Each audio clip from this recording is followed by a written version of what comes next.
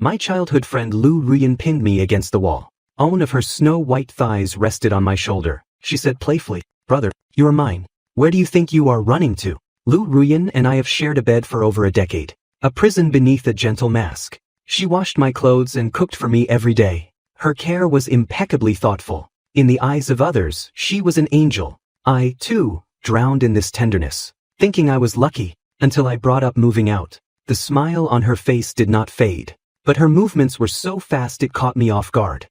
The crisp sound. She deadbolted the front door, and tucked the key securely into her cleavage. With an imperceptible obsession hiding in her eyes, she smiled and said, "Brother, my home is your home. Do not even think about leaving." At that moment I snapped completely awake. All her gentleness was nothing but a disguise for imprisonment. I was never her family, just her private property, forbidden to escape. A prison beneath a gentle mask. "Rian, I will be moving out next week." The hand gripping my chopsticks tightened stealthily. My voice was much weaker than I anticipated. When I said those words, Lu Ruyan was looking down, serving me soup. Her jade-white wrist paused for an imperceptible half-second. So fast it felt like an illusion. The hand holding the ladle remained terrifyingly steady. Not even half a drop of soup spilled. Found a place. She slowly raised her head. On that face, reigning supreme as University A's pinnacle of pure beauty, hung a perfectly measured, faint smile. Her long eyelashes cast fine shadows as they fluttered down.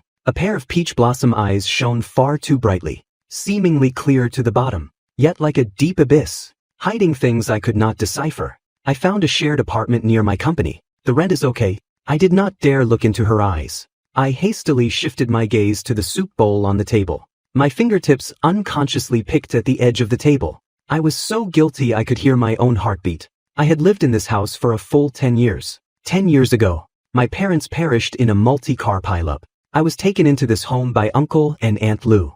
This became my only shelter. And Lu Ruyan, this girl just 3 months younger than me, who had stuck by my side since childhood, calling out crisply, "Brother," this girl became my nominal sister. Between us, there was not a single thread of blood relation. 10 years of time wore down my dependent self into someone sensitive and inferior, having to be careful even when breathing. Yet it raised her to be graceful and elegant, becoming the untouchable white moonlight in the hearts of countless boys. Upon graduating college and getting my first paycheck, the first thing I did was look for an apartment. I wanted to escape so badly. I had had enough of her pushing my door open in the middle of the night, clutching a pillow, saying she was afraid of the dark in a soft, sticky voice, then wrapping tightly around me like an octopus, her breath brushing against my neck. I had had enough of every single piece of my clothing, having to be washed and folded by her hands, not even allowed to mess up the order they were placed. I had had enough of her and scrupulously using my toothbrush,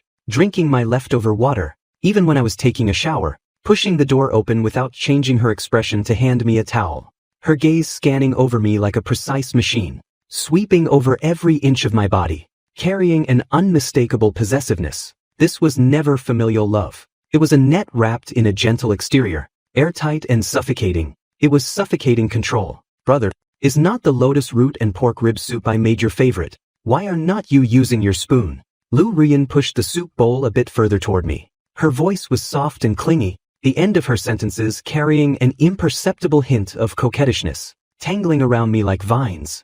I picked up my spoon, and mechanically took a sip. The rich aroma spread across the tip of my tongue. It was still the familiar taste, but I could not taste even half a drop of warmth. I only felt a tightness in my chest. "Your company is a 40-minute subway ride from here. How could a shared apartment be as comfortable as home?" She nagged softly, her tone as soft as if coaxing a child. "What if your roommates snore? What if their hygiene is awful? What if you run into bad people? You're so naive, brother. You will definitely be bullied." Her gentleness was like boiling a frog in warm water. Yet my whole body tensed up.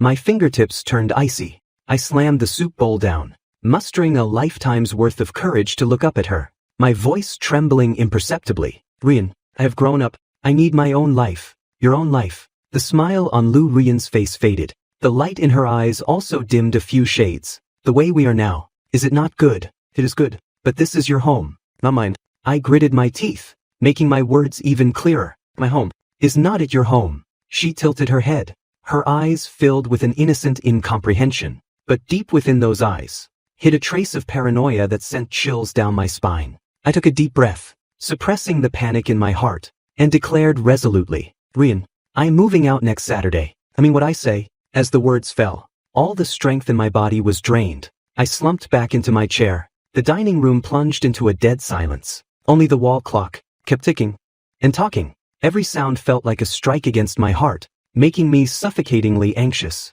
After a long time, Lu Ruyan suddenly smiled. There was not half a hint of grievance in that smile. Instead, it carried a bizarre sweetness. She stood up, her footsteps very light. She strolled gracefully behind me, her arms gently wrapping around my neck. Warm breath sprayed against the shell of my ear, carrying her unique scent of gardenias. But it made my whole body turn cold. Brother, do you have the girl you like on the outside? Her voice was as light as a feather, scraping against my eardrums, carrying a faintly perceptible gloom. My body stiffened, as if I had been frozen. Stuttering, I denied it.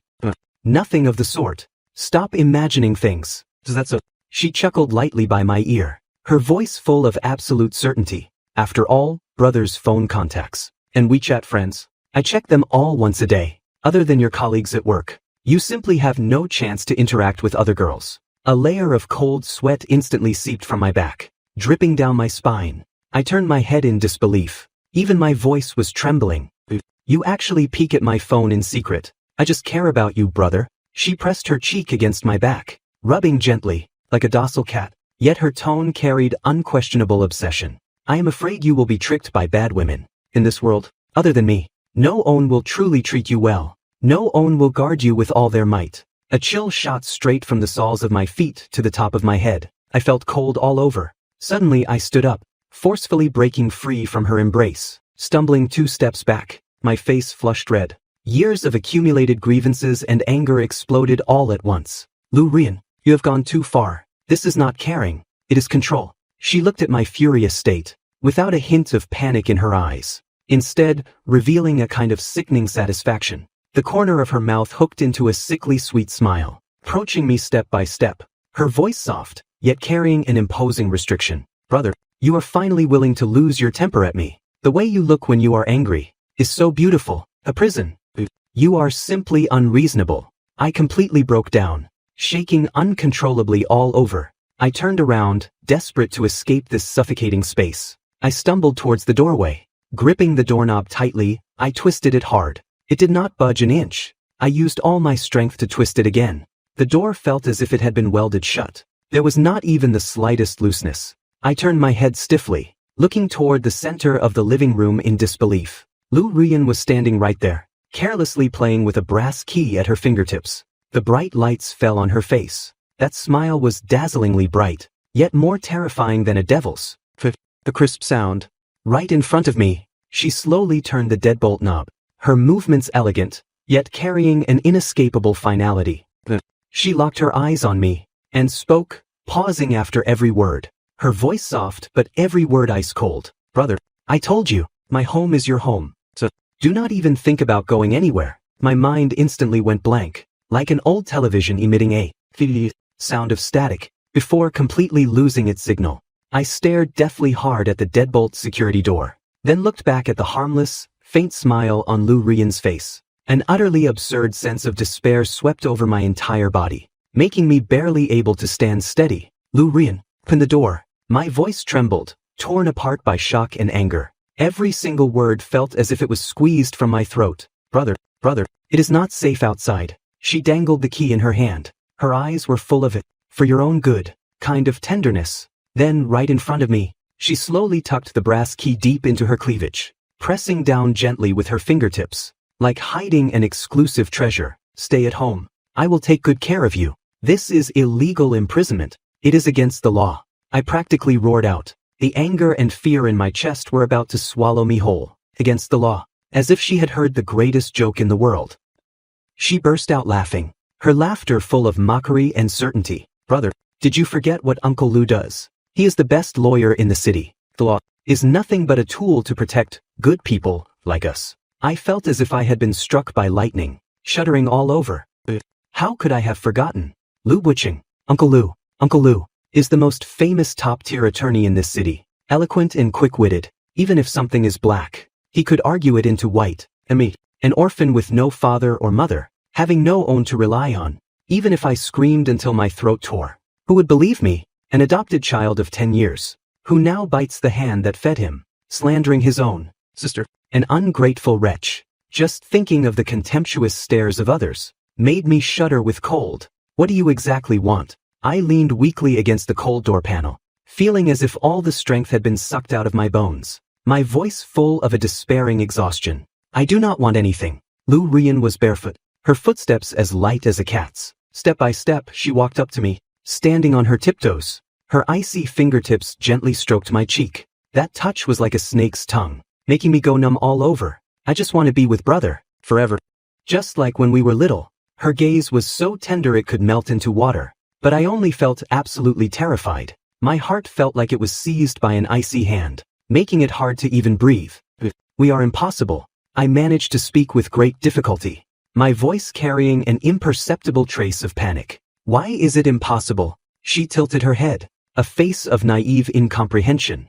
Her tone even held a hint of grievance. We are not related by blood anyway. Brother, do you actually like me too? But are just too afraid to admit it? Do not. I retorted almost subconsciously. The moment my words fell, I saw the smile on her face freeze bit by bit. In those beautiful peach blossom eyes, the tenderness completely receded, replaced by a bottomless obsession and coldness, like ice in a frozen pool, capable of freezing on to the bone. You do not, she repeated in a low voice, her voice carrying an unquestionable oppressiveness. Brother, say that one more time. Looking into those eyes of hers, my heart shrank violently. The words at the tip of my tongue just would not come out. I would never forget what happened in high school. A girl from the class next door handed me a love letter. The next day, that girl's locker was stuffed full of dead rats. She was so terrified she broke down on the spot. Crying, she transferred to another school. Everyone thought it was a prank. Only I knew. It was Lu Rian who did it. Because that night,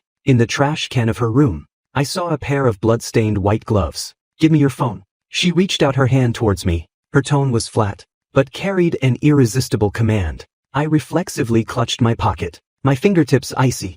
Her gaze instantly turned freezing, the obsession deep in her eyes surging. Brother, do not make me say it a second time. Humiliated, I clenched my fist tight. I slowly pulled the phone out of my pocket and handed it over. Every second felt like torture. She took the phone, expertly unlocking it with my fingerprint. Her fluid motions were chilling. She had long since figured out everything about me. In front of her, I had no secrets to speak of. Right before my eyes, she opened WeChat, precisely finding the contact info of the rental agent, blocking and deleting them without hesitation. Then she opened Alipay, found the rental record where I had just paid the deposit, and initiated a refund request, writing a high-sounding reason. Tenant has suddenly fallen gravely ill, unable to fulfill the contract.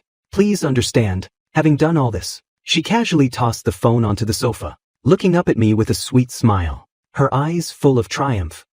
Now brother has nowhere to go. You can only stay by my side. I looked at her, my body freezing cold, as if I had fallen into an ice cellar. She was like a supreme chess master, calculating every step, forcing me into a dead end. Was merely a pawn with no way out on her chessboard, left solely at her mercy. Defeated, I slid down to the floor, my back leaning against the cold security door. Despair engulfed me like a tidal wave. Even my breathing tasted of despair. Lu Rian squatted down, looking at me at eye level. Reaching out to wipe the cold sweat from my forehead, I jerked my head away sharply, my fingertips still trembling from anger and fear. Her hand froze in midair. The smile on her face vanished completely. The chill in her eyes spread bit by bit, like poison-laced ice. Brother, do you hate me? Her voice was very soft, but carried a faint, ominous chill. I gritted my teeth, staring dead hard at the ground, without saying a single word. I was afraid that if I opened my mouth, I would be overwhelmed by anger, provoking her into doing something even crazier. You are hiding from me. She scoffed, stood up, looking down at me condescendingly. The gaze was like looking at a disobedient pet. Cold and scrutinizing. Sims, if I do not teach you a little lesson, you won't be good. She turned and walked into the kitchen. Her footsteps were very light, but every step trampled upon the tip of my heart. I watched her back. My heart instantly leapt into my throat. I had no idea what she was going to do. When she came back out, there was a fruit knife in her hand. The silver blade glinted with a chilling light under the lamp, stabbing my eyes with pain. What are you doing? I was shaking with fear. shrinking back subconsciously, pressing my back tightly against the door, not even daring to move. She did not answer me, striding straight towards the living room window. That was my only hope. This was the 3rd floor. Jumping down would hurt, but it was better than being imprisoned here. She seemed to see through my thoughts, the corner of her mouth hooked into a cruel arc. Step by step, she climbed onto the windowsill, leaning half her body out. The evening breeze blew up her long black hair, dancing wildly in the air. Her thin nightgown was blown tightly against her body by the wind, tracing breathtaking curves, like an enchanting demon about to plunge into the abyss. She raised the fruit knife, and without a shred of hesitation, slashed it viciously against her left arm. A glaring line of blood instantly bloomed on her snow-white arm, as bright red blood rushed out frantically, running down her arm, dripping onto the expensive Persian rug, blooming into strange, enchanting flowers. I was completely dumbfounded. My mind went completely blank. Lu Rian, are you crazy? Yet she seemed to feel no pain, merely staring obsessively at the wound on her arm, her eyes filled with a sickly infatuation. Then she raised her head and gave me a bizarre smile. Brother, it hurts so much. Come here and hug me quickly. I will jump from here. As she spoke, she slowly climbed onto the windowsill, with half her body hanging in the air. The evening wind whipped her long hair into a wild dance, as if trying to sweep her away. And then I will tell everyone, it was you, that you pushed me down. My brain completely exploded. All reason was swallowed by fear. Lu Rian on the windowsill, half her body suspended in mid-air, her thin nightgown tracing her slender curves.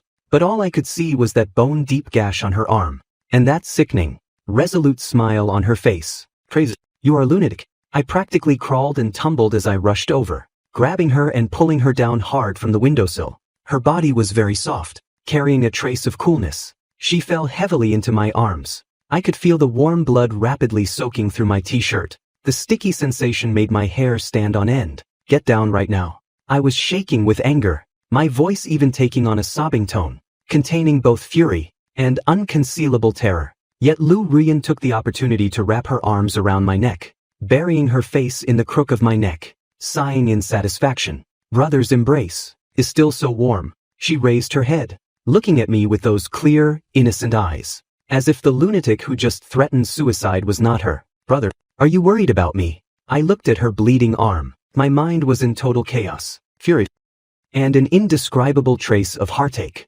tangled in my chest like a messy knot. I am taking you to the hospital. I gritted my teeth. Supporting her, I tried to walk out, but suddenly remembered the door was still locked. I was a joke. I rushed to the TV stand, frantically digging out the first aid kit, taking out gauze, iodine and bandages, then stumbling back to her side, growling with red eyes. And she obediently extended her injured left arm, her eyes filled with submission, looking at the split flesh. My hands were shaking. I did not dare touch it at all. Brother, are you scared? She asked softly, her tone carrying a hint of provocation, and hiding a trace of grievance. Shut up. I took a deep breath, forcing myself to calm down. Using a cotton swab dipped in iodine, I carefully cleaned her wound. The moment the iodine touched the wound, she cried out in pain, taking a sharp breath, her body trembling slightly, but she bit her lip tightly, without making a sound, just staring at me unblinking, her gaze focused and infatuated. Brother, the way you look when you are focused is so handsome. Lu Rian, what exactly do I have to do for you to let me go? Kept my head down, my voice hoarse beyond recognition, my heart full of despair. Let you go, she muttered, repeating it. Then she smiled, her smile full of obsession. Brother, I love you. How could I ever let you go? That is not love. You are just a psychopath. A psychopath. She tilted her head, seeming to ponder the meaning of the word. A moment later, she smiled frankly. If loving someone, wanting to tie him by my side every moment, never leaving his side, counts as being a psychopath, I am a psychopath. She admitted it so candidly that all my words got stuck in my throat. I suddenly realized, you can't reason with a lunatic. I wrapped the last layer of bandage, tying a knot tightly, my voice exhausted. Brother, it hurts. She instantly retracted all her obsession, holding up her arm, which was wrapped like a dumpling, acting spoiled towards me, her tone soft and clingy. I closed my eyes, feeling my temples throbbing wildly. I knew this was the first rule she had set for me. And she is a gentle angel. Defy her, and she is a bloodthirsty devil. In order to survive, in order not to provoke her into doing something even crazier. Could only choose the former. But stop messing around. Go sit on the sofa. My tone softened, carrying the exhaustion of compromise. She immediately beamed with joy, walking obediently to sit on the sofa, like a child who just got candy, her eyes full of delight. I looked at her, my heart icy cold. I knew, starting tonight, my life in hell had officially begun. For the next few days, I lived a life as a literal prisoner. Lu Ruyan really kept her word, taking meticulous care of me. 3 meals a day. She cooked my favorite dishes in different ways, even feeding them to me with her own hands. My clothes. She hand-washed them every day, ironed them, and then placed them neatly in the closet. She even squeezed my toothpaste and adjusted the temperature of my bathwater. She was like the most perfect, most considerate wife, provided that you ignored that perpetually locked front door. And the way she looked at me like a warden watching a prisoner. My phone was confiscated by her. The Ethernet cable to my computer was unplugged. This house became an isolated golden birdcage. That was the canary she kept captive. She would hug my arm, resting her head on my lap, asking me to read to her. She would snuggle in my arms, watching old movies with me that she had long grown tired of. Most of the time, she acted very normal, gentle, considerate, obedient. But the moment I showed even a hint of impatience or a desire to leave, her gaze would instantly become gloomy and dangerous. I merely stared out the window for a little too long in a daze. She silently walked up to me and asked softly, "Brother, what are you thinking about?" "Nothing. You are thinking about the outside world. You still want to leave me?" I remained silent, which was the most direct answer. She did not go crazy, nor did she self-harm. She just cooked a whole table of the foods I hated most. Bitter melon, celery, carrots. She smiled, personally picked up a piece of bitter melon, and brought it to my lips. "Brother, open up. I won't eat it. Open up." Her voice turned cold. I stubbornly kept my mouth shut. She suddenly smiled, took that piece of bitter melon, and put it in her own mouth, chewing slowly. She pinched my chin, forcing my mouth open, leaned in and kissed me, pushing that food full of bitter juices, using her tongue, bit by bit, into my mouth. At that moment, what I tasted was 1,000 times more bitter than bitter melon. The taste of despair, resistance, requires courage, and my courage was being worn away by Lu Ruyan in a warm water frog boiling way, worn away bit by bit. She was very smart, deeply understanding. A slap followed by a sweet date was her logic. The day after I was force-fed that bite of bitter melon, she acted as if nothing had happened, even gentler than usual. She bought the latest limited edition console for my favorite game, hooked it up for me herself, and shoved the controller into my hands. "Brother, I'm sorry, it was my fault yesterday." She hugged me from behind, her chin resting on my shoulder, her voice soft and sweet. "I was just too afraid of losing you. Do not be mad at me." I held the cold game controller, looking at the brilliant graphics on the screen, but my heart was dead ashes. I knew this was just another form of her charity. She was using these material things to fill my mental prison, to make me drown in them and forget to resist. But how could I possibly forget? The desire for freedom, like a seed buried deep in my heart, was screaming to break through the soil at every moment. I began to feign submission. When she fed me, when she asked me to watch movies with her, I watched. When she hugged me to sleep, I no longer struggled. Obedience made her very satisfied. The vigilance and guardedness in her eyes also gradually relaxed. This was an opportunity. I keenly perceived it. I was waiting for a moment when she completely dropped her guard. The opportunity finally arrived. Uncle and Aunt Lu returned from their trip abroad. That morning, Lu Ruyan received a call from her mother, saying their flight would arrive at 10 a.m. tomorrow. After hanging up, I saw a flash of imperceptible nervousness cross her face. I knew my chance had come. She absolutely would not dare let her parents see me imprisoned in the house, which meant tomorrow she would definitely open the door. Please. She would create an illusion of my freedom as a disguise. That night, she seemed a bit restless. For the first time, she did not ask to hug me to sleep. Instead, she lay alone on the other side of the bed, with her back to me. In the darkness, I could hear her even breathing. But I knew she was not asleep, neither was I. My heart pounding wildly in my chest. Sleepless all night. Early the next morning, Lu Ruyan got up and started a frantic deep clean. All the traces that could prove my imprisonment, she wiped completely clean. She put my phone and computer back in my room. Even, She proactively placed that brass key on the console table in the entryway, a very conspicuous spot. While she was doing all this, she was quietly observing me from the corner of her eye. I, meanwhile, acted like I had not fully woken up, a lethargic boy, leaning on the sofa, yawning carelessly. I knew this was a psychological battle. Whoever showed a flaw first would lose. Brother, Mom and Dad will be here soon. I am going down to buy some fruit. Be good at home. Do not run around. Before leaving, she stood at the door, giving me a sweet smile.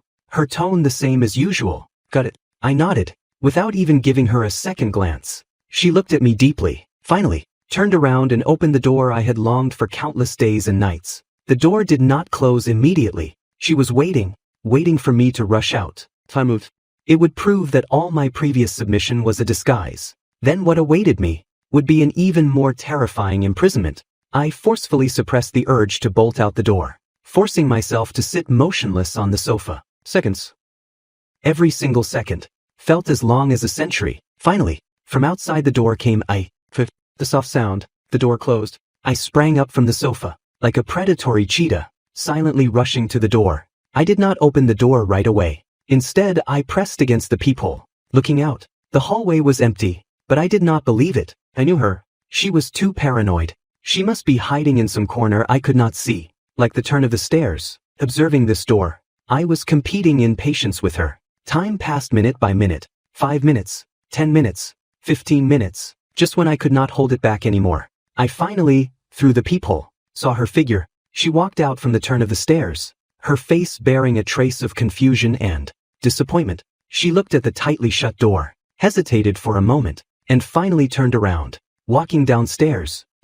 My entire body was drenched in cold sweat. My legs went weak. I could barely stand. I leaned against the door, panting heavily.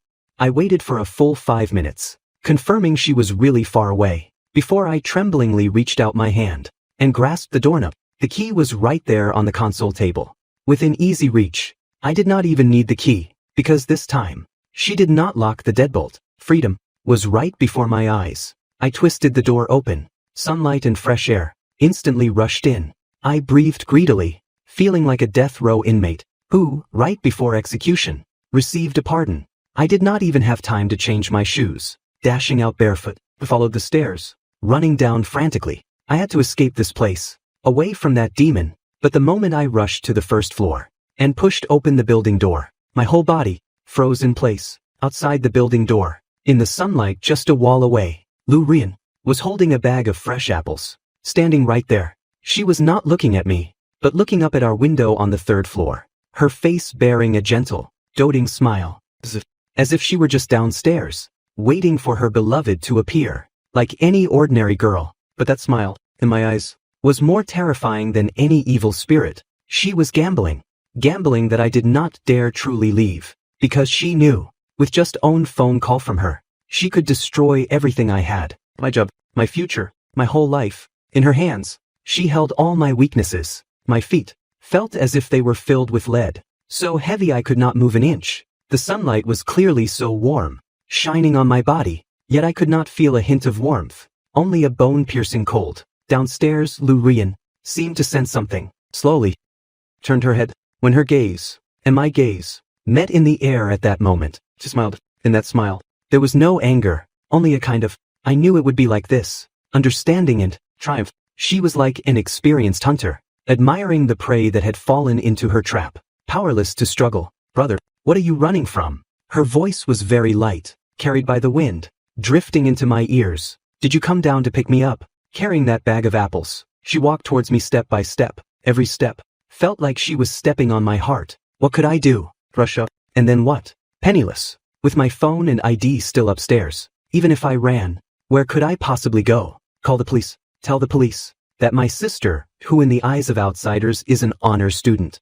gentle and kind-hearted, my sister, had imprisoned me in our home. Who would believe it? They would only think that I was an ungrateful wretch biting the hand that fed me. In the end, under everyone's strange looks, I would still back to this prison. By then, what awaited me would be Lu Rian's even more insane revenge. I lost completely and utterly. As she walked up to me, I silently turned around and walked back into that gloomy apartment building. Behind me, came the sound of her delighted chuckle. Returning to that.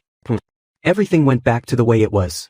It was even worse than before. That brass key was threaded onto a red string by her and hung around her neck. It became her necklace, and my luck, constantly reminding me who was the true master here. She did not bring up my escape attempt again, as if it were just a harmless little interlude. But I knew something was already different. The look in her eyes when she looked at me, the possessiveness and desire for control, became even more naked, completely undisguised. She began to double down. She would have me lie on her lap, and then, like petting an animal, comb my hair over and over again. She would force me to wear the clothes she bought. The style of those clothes was entirely based on her ideal image of a perfect boyfriend, chosen specifically to fit that image. Even, she would not allow me to close the bathroom door. Brother, we are family. Between family members, there should not be any secrets. I felt like I was being, bit by bit, remodeled. My personality was being ruthlessly crushed by her, and then, according to her preferences, pieced back together. I was going mad. Then I had a dream again. In the dream, I returned to that rainy night 10 years ago. I was only 10 years old, wearing an ill-fitting hospital gown, sitting blankly on a hospital bench. The police officer told me that my mom and dad had gone to a very, very far away place and would never come back. I did not understand. I just felt very cold and very hungry. Just as I was about to be swallowed by the endless darkness, a pair of warm little hands held onto me. It was Lu Ruyan. She was also only 10 years old, with her hair in 2 pigtails, her eyes as red as a rabbit's. She shoved a piping hot roasted sweet potato into my hands. Brother, do not be afraid, she said, sobbing. From now on, my home is your home. My mom and dad. I will protect you. Then that piping hot roasted sweet potato was the only light in my memory. Later, I moved into the Lu household. Uncle and Aunt Lu treated me very well, treating me as their own. And Lu Ruyan never left my side. She would give me all her pocket money, would put all the best food into my bowl. If anyone dared to bully me, she would be like a little lioness protecting her food, rushing up to fight them with her life. Back then, I truly felt that she was the person in this world who treated me the best. But since when did everything change? Since it was the year she turned 13, that day, she got her period for the first time. She was so scared she locked herself in her room and cried. It was me through the door, clumsily comforting her, telling her it was a sign of a girl growing up. When she finally came out, the look in her eyes when she looked at me had gained something I could not understand. From that day on, she started becoming strange. She would secretly collect things I had used, pen, an eraser, even my fallen hair. She would treat all girls who got close to me as enemies, using all sorts of methods to drive them away. Back then, it was too dense, just thinking it was a little girl's possessiveness acting up. Thought, once she grew up a bit more, things would be fine. But I was wrong. It was not possessiveness. She was using her own way to mark her territory. That was the most precious thing in her territory, not allowing anyone to covet her private property. Waking up with a start from the dream, I was covered in cold sweat. I turned to look beside me. In the darkness, Lu Ruyan was lying on her side, facing me. She was not asleep. Those eyes, in the darkness, were shockingly bright. Brother, did you have a nightmare? She asked softly. Did you dream about mom and dad? Do not be afraid. She reached out, gently stroking my face, like comforting a frightened child. From now on, you have me. I will forever stay by your side. Her voice, in the silent night, sounded like a gentle curse, trapping me firmly. The day after my failed escape attempt, Uncle and Aunt Lu returned. Lu Ruyan was like a professional stage actress, quickly changing her outfit and her face right in front of me. She took off that oppressive black nightgown and changed into a cream-colored dress. Her long hair draped obediently over her shoulders. The bandage on her arm was cleverly hidden by a delicate silk scarf, covering it perfectly. Her face bore a perfectly measured, joyful smile to welcome her parents. The gloom and paranoia in her eyes were hidden tightly away, returning to being the flawless, good girl in the eyes of outsiders. Brother, later when mom and dad ask, just say I accidentally cut my hand while chopping fruit. Understood? As she was helping me adjust my collar, using a voice only the two of us could hear, she instructed softly. Her fingertips were freezing cold. Her tone was gentle, yet carried an unquestionable command. I nodded numbly. What else could I say? I was the fish on the chopping block, and she Was the own holding the knife. When the doorbell rang, my heart still uncontrollably skipped a beat. Lu Ruyan cheered, sprinting over to open the door, throwing herself into Auntie's arms like a baby swallow returning to the nest. My precious daughter, I missed you to death. And he hugged her, grinning from ear to ear. Uncle Lu walked in carrying the suitcases. Seeing me, he smiled gently. Chan, have you been getting along fine at home recently? Ruyan did not bully you, did she? I forced out a smile uglier than crying, and shook my head. Ruyan took very good care of me. That is good. A hypocritical play named Family Reunion was officially put on stage. I was like a marionette, controlled by Lu Ruyan's invisible strings, cooperating with her performance. She said I was too tired from work lately, thus being a bit quiet and withdrawn. So I kept my head down and stayed silent. She said that to rush a project, I often stayed up late, which was why I looked pale. So I yawned right on cue. At the dinner table, Auntie lovingly placed a large piece of sweet and sour rib into my bowl. Chan, no matter how busy work gets, you must take care of your health. Look at you. You have lost weight. Brother's appetite has not been too good lately. Lu Ruyan immediately chimed in. As she spoke, her hand under the tablecloth patted my thigh with a measured force, her eyes carrying a warning. I shuddered from the pain and hastily forced a smile. Auntie's cooking is too delicious. I'm just a little tired. Ruyan, need to show more care for your brother. Uncle Lu spoke up. He looked at his daughter, his eyes full of affection. Xiaoyan is introverted by nature and likes to keep things bottled up. As his sister, you need to guide him more. Got it? Lu Ruyan nodded obediently. Then, right in front of her parents, she served me a bowl of soup, saying softly, brother, drink some soup. I simmered it especially for you. I looked at the bowl of soup in front of me, only feeling my stomach churn violently. This scene was too ironic. In the eyes of the two elders, what a picture of sibling harmony and joyful family life this was. But only I knew, beneath this warm facade, lay such suffocating darkness. This meal was completely tasteless to me. I felt like I was sitting on pins and needles. After finally surviving until it was over, I used the excuse of being tired and wanting to rest in my room. Go ahead, get a good night's sleep. Auntie waved her hand. I fled the dining room like I was escaping. The moment I closed my bedroom door, all my disguise instantly crumbled. I leaned weakly against the door panel, panting heavily. Merely acting for 2 hours was more exhausting than working for 3 days. I did not know when this kind of life would finally end. Just as I was sinking into despair, the bedroom door was knocked on gently. I jumped in fright, thinking it was Lu Ruyan. Chan, it is me. Uncle Lu, can I come in? It was Uncle Lu's voice. I hesitated for a moment, but still walked over and opened the door. Uncle Lu walked in and casually closed the door behind him. He did not turn on the light, only relying on the moonlight filtering through the window to look at me. His gaze was not as gentle as it was at the dinner table. Instead, it carried a scrutiny and complexity I had never seen before. Chan. He stayed silent for a long time, before slowly speaking. Between you and Ruyan, did something happen? My heart violently leapt into my throat. He saw through it. A massive wave of hope instantly surged into my heart, like a faint beam of light in the darkness, enough to make a dying person burst with the instinct to survive. My lips trembled. The fears accumulated over countless days. The anger and grievances were about to break through my throat at this moment. Uncle Lu, I was just about to speak, but Uncle Lu raised his hand and interrupted me. Do not be in a rush to speak. He walked over to my desk, pulled out the chair and sat down, his movements calm and unhurried. Chan, you have been with our family for 10 years now, right? These 10 years, your auntie and I have always treated you as our own biological son. His voice was very calm, revealing no emotion. We provided you with the best life, the best education. We hoped you would have a bright future. I nodded, my eyes feeling a bit hot. If it were not for Lu Ruyan, their kindness to me would truly be as weighty as a mountain. This child, Ruyan. Uncle Lu abruptly changed the subject, hitting the crucial point. She has clung to you since she was little. We have all seen it. We always thought that you siblings having a good relationship was a good thing. His gaze became profound, like a bottomless lake. But her feelings for you seemed to have somewhat exceeded the boundaries of siblings. My breathing instantly stopped. He actually knew. Uncle Lu.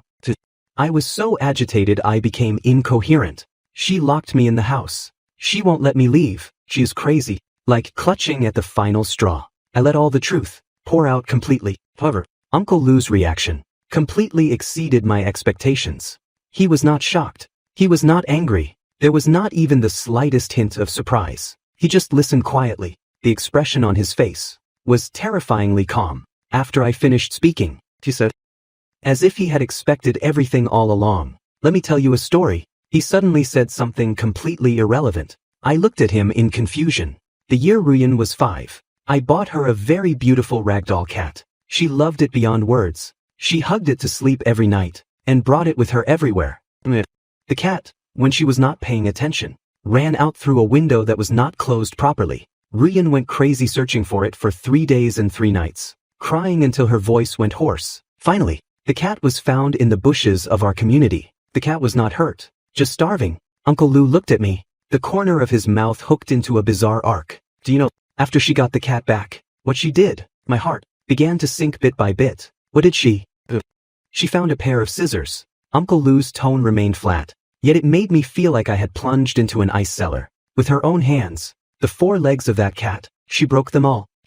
This way, it could never run away again. I widened my eyes. A surge of cold air shot from my spine straight to the top of my head. The blood in my whole body felt as if it had frozen. From that day on, I knew that this daughter of mine had a devil living inside her. In Uncle Lou's voice, there was a deep sense of exhaustion and powerlessness. The paranoid, insane, and sick, possessive devil. We took her to see psychiatrists, the best doctors, but it was useless. The doctor said, this is innate, rooted deep within her soul.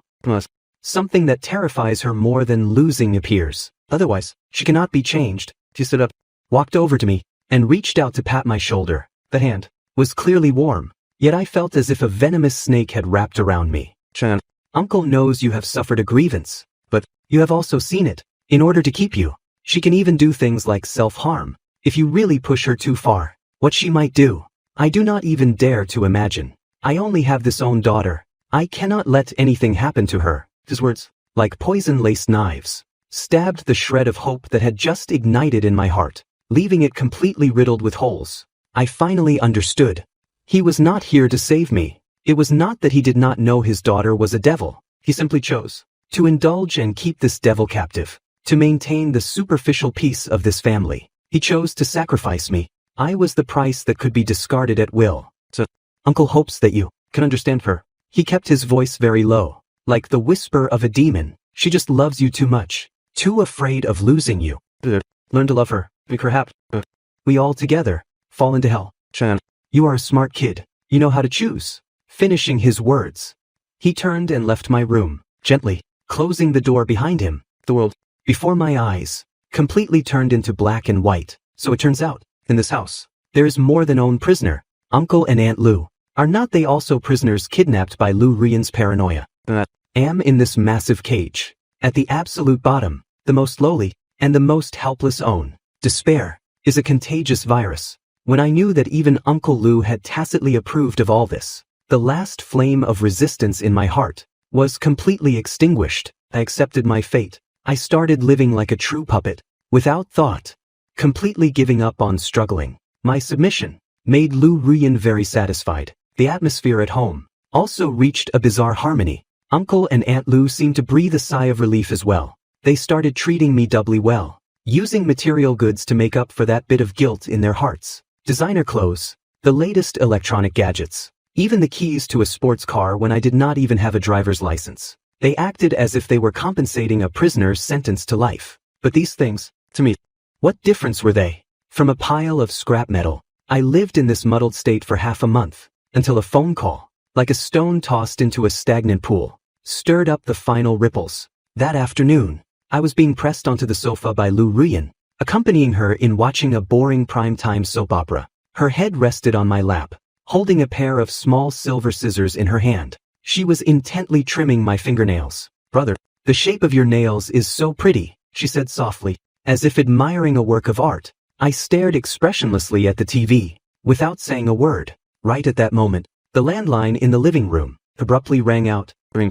The crisp ringing broke this stagnant peace. Lou Ruyan's movements paused. Her delicate brows furrowed slightly. Ever since I was imprisoned, she had cut off all my contact with the outside world. The landline at home became the only port that might bring an accident. Combined with 1607, she put down the scissors, got up and walked over, very naturally pressing the speakerphone button. "Oh, good afternoon. May I ask who is calling?" Her voice was sweet and polite. A slightly anxious middle-aged male voice came from the receiver. "Oh, is this Gu Yan's residence? I am his department manager at the company. My surname is Zhang." My heart violently skipped a beat. "It is Manager Zhang. It is Manager Zhang. Hello, hello." Lu Ruyan's tone remained impeccably flawless. "Brother has not been feeling well lately. He is currently resting. Is there something you need?" She had already thought of an excuse for me. Resting. Manager Zhang's tone sounded a bit surprised. Is he seriously ill?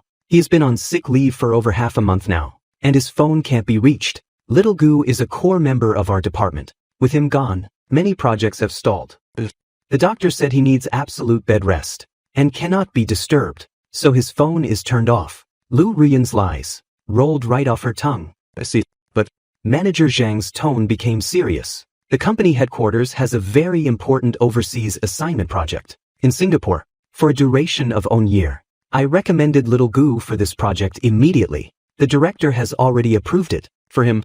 This is a once-in-a-lifetime opportunity, a promotion and a raise. It will be a heavy stroke of color on his resume too. Can he really not come to the phone? We need him to process the visa procedures as soon as possible. Singapore, overseas assignment for 1 year." These words, like a clap of thunder, exploded in my deadened mind. 1 year, leaving this place for a whole year. Was not this the exact thing I dreamed of? The perfect opportunity to escape this hell. An unprecedented desire to survive instantly burst forth from every cell in my body. I abruptly sat up straight from the sofa. Lu Ruyan also seemed to realize the severity of the situation. Her hand gripping the receiver unconsciously tightened. The smile on her face remained unchanged, but her eyes had already turned cold. "I am truly sorry, Manager Zhang. It is really not convenient for my brother right now. Although this opportunity is great, health is the most important thing. We would better. I will take it. I do not know where I found the strength." I violently rushed over and snatched the phone from her hand.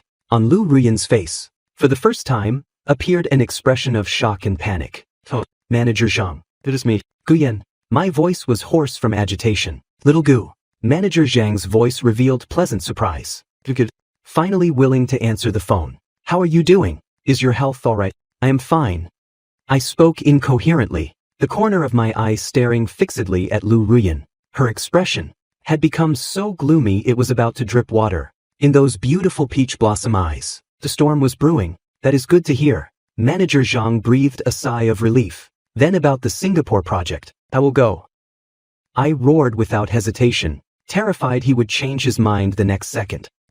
Good kid. I knew you would not let this opportunity slip by." Manager Zhang started laughing loudly. "Then tomorrow you make it the day after tomorrow. You rest for 1 more day. Be sure to come to the company the day after tomorrow. We will have a meeting and prepare the documents. We need to process the passport and visa." "No problem. I will definitely be there the day after tomorrow." As if clutching a lifeline, I agreed repeatedly, hanging up the phone. The living room plunged into a deathly silence. I could clearly hear my own drum-like heartbeat. "Brother," Lu Ruyan slowly spoke, her voice as cold as ice. "Just now, what did you agree to?" Turned around. For the first time, I did not dodge her gaze, looking straight into those beautiful, yet incomparably insane eyes. "I am going to work. I am leaving this place." Pausing after every word, using all the strength in my body, I made my final declaration. What would greet me would be Lu Ruyan's hysterical outburst, the sound of things shattering, piercing screams, or even that cold fruit knife. However, there was nothing. She just quietly looked at me, looked for a long, long time, so long I even thought time had stopped. Then she smiled, smiling brighter than ever before, more gently. She said softly, this own word, more than any violent storm, made me shudder with cold. "Brother has grown up, going to venture out into the wider world. As your sister, of course I have to support you." She walked up to me, stood on her tiptoes, and personally helped me tidy up my collar, which had gotten messed up from my agitation. Her movements were gentle, her gaze doting, as if the devil with the icy gaze from just a moment ago was just my illusion. But she changed the subject, her finger gently tapping my chest. "Singapore is so far away. Not seeing brother for a year. I will miss you very much. Moreover, with brother out there all alone, what if you get tricked, bullied? What then? In her voice, it was full of sincere worry.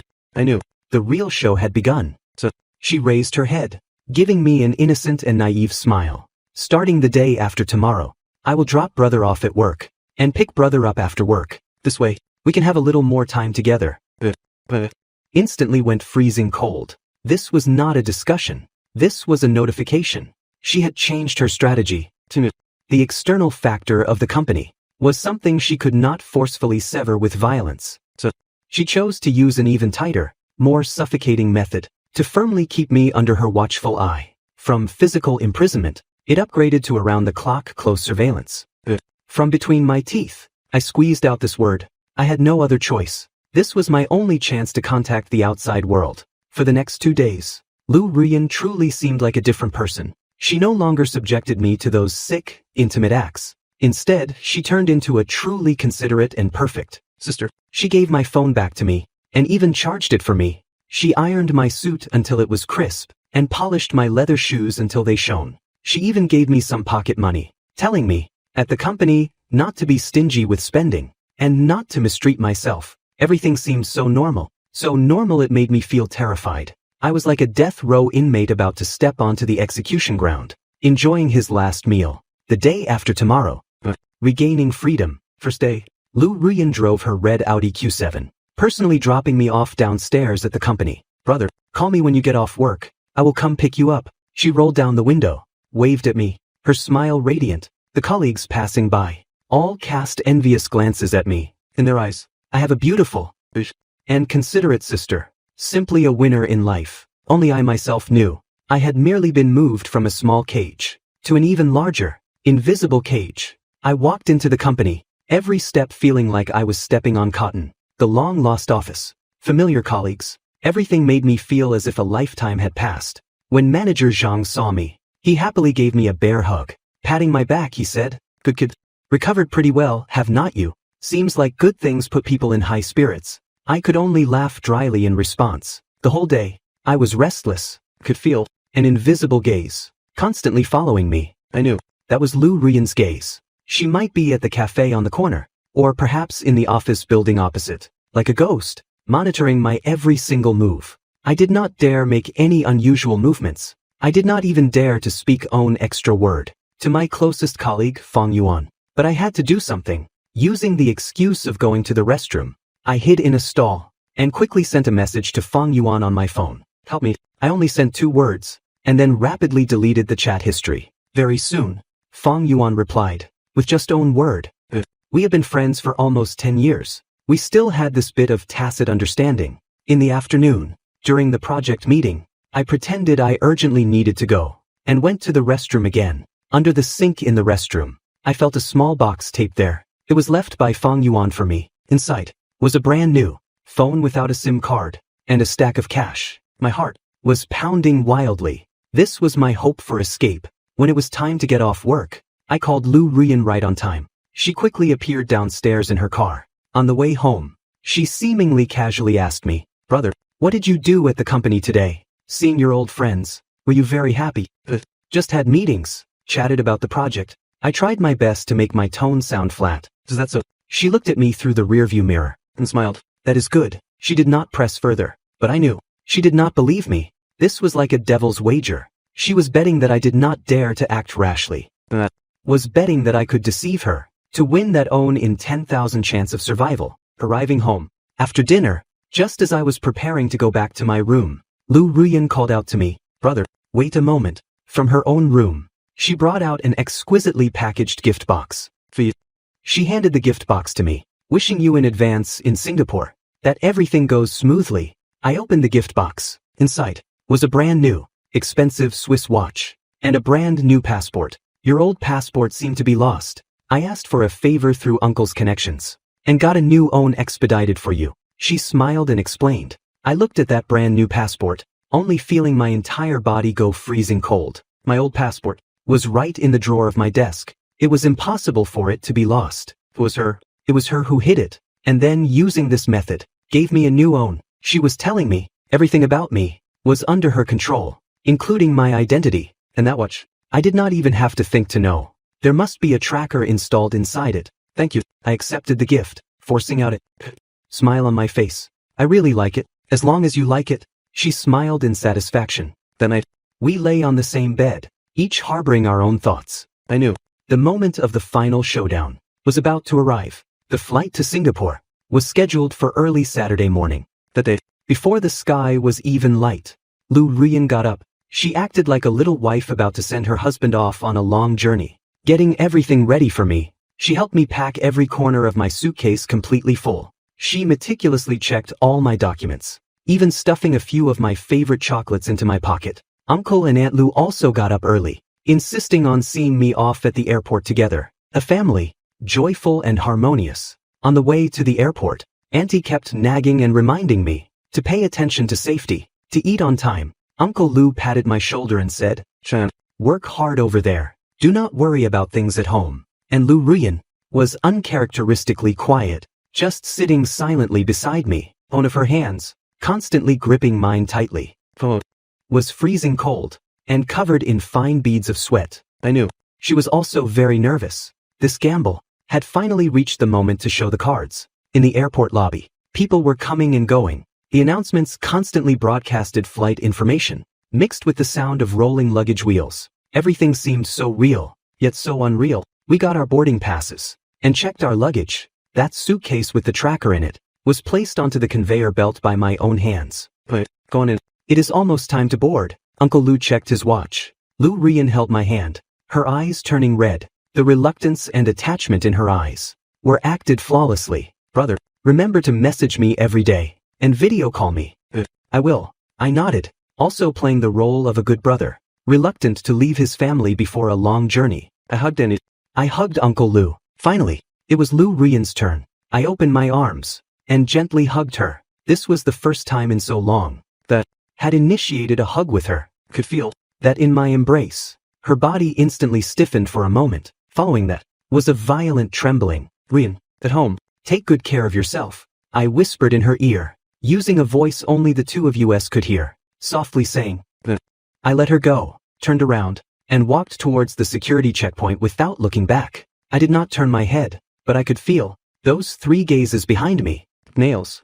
Nailed dead onto my body. I smoothly passed through security. At the moment I entered the departure lounge, and my figure completely vanished from their sight.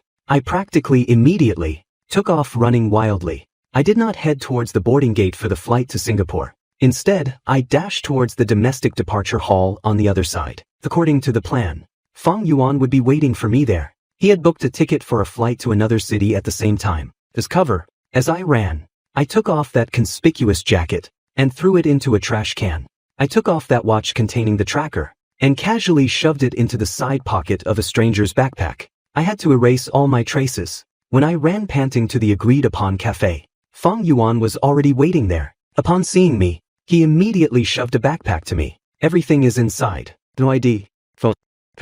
The ticket is for a flight to Xining. It takes off in an hour." He spoke very rapidly. "From there, you can take a train to wherever you want to go." "Thanks." I took the backpack and patted his shoulder heavily. "Cut the chatter. Go quickly." Turned around, about to merge into the crowd heading towards the other boarding gate. Guyan, the piercing voice, laced with tears and madness, suddenly exploded behind me. My whole body went stiff. Slowly, turned my head back. Lu Ruyan was standing not far away. By some unknown method, she had actually made it through security too, and found her way here. Her hair was messy, her face lacked that perfect disguise, replaced by a look of ferocity and despair, like a wild beast driven into a corner. She stared at me fixedly. The people around were all drawn by her scream, turning their heads to look. "Brother, where are you going? Do you not want me anymore?" she cried out, and charged towards me. Fang Yuan subconsciously tried to block her, but I reached out and stopped him. I knew this was something I had to face personally. The final judgment. She rushed to my front, gripping my arm deathly tight, her nails digging deep into my flesh. "You lied to me. You have been lying to me all along." She shrieked hysterically, tears falling like beads from a broken string. "You said you would not leave me." "You said so." Lu Ruyan. I looked at her. Unexpectedly, my heart was completely calm. "I won't let go. I will die before I let go." She shook her head frantically. "Come home with me. Let us go home. As long as you go back with me, I will listen to whatever you say. I will give the key to you. I will never lock the door again. Brother, beg you.